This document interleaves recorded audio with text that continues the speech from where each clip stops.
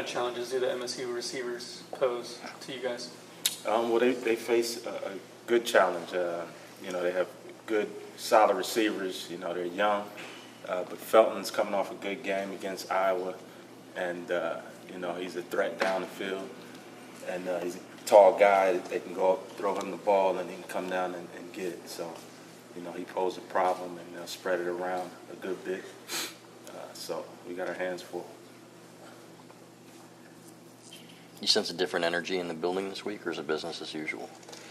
Well, we had the extra week of practice last week, and we're focusing on getting better that week. Called it improvement week, and everybody, we've had 2 weeks waiting for this game coming, so everybody's ready to go. How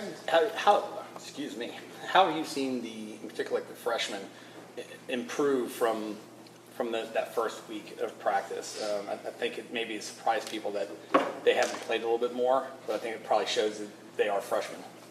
Yeah, well, a number of our guys were actually here, in the spring. They were early entry guys, but those guys that came in, in the summertime, they've made leaps and bounds, improved tremendously. The first day, they're kind of going through that whole bridge program that we have here, and they were missing meeting times because of that, but now I think they've, grasped the system, and they get more comfortable with what we're doing, and now you can just see them go out and play rather than worrying about, how to get lined up and where to go.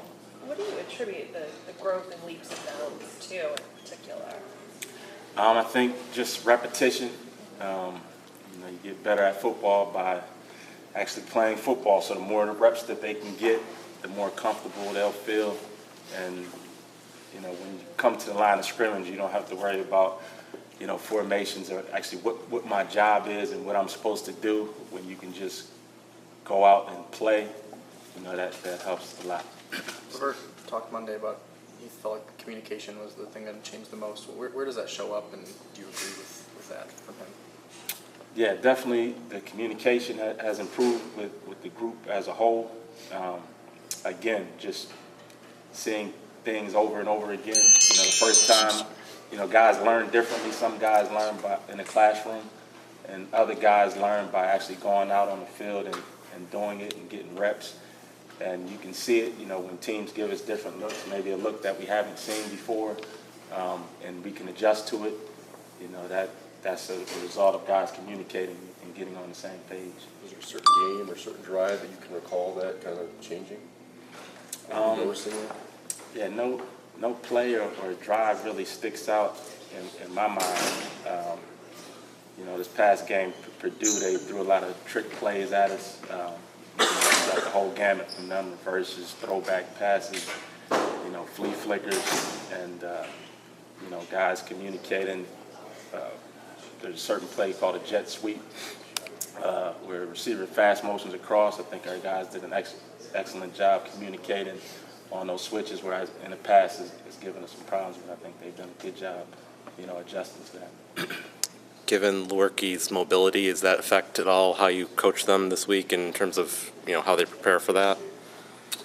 Yeah, anytime you get a running quarterback, a guy that can run and throw as well as he can, obviously that presents its own set of challenges. And, he's their leading rusher right now, and obviously it's somebody that we have to account for. So. Is it something where you focus more on, telling them that they have to cover for the long term, or is it more about keeping their eyes forward in case he breaks free, that they have to be prepared for that also? Well, we always have to take care of the pass first, so as a defensive back, that's what their assignment is.